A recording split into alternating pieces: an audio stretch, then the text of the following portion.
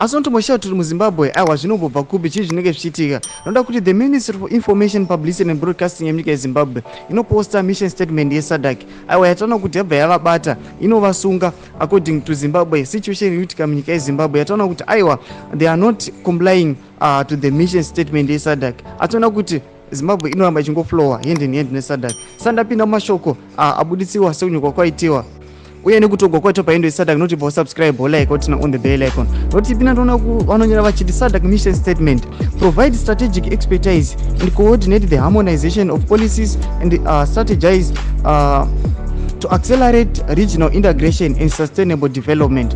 In order to fulfill this mission, SADC member states are guided by the following principles as stated in Article 4 of the SADC Treaty. Number 1, sovereign equality of all member states. Number 2, solidarity, peace and security. Number 3, human rights, democracy and the rule of law.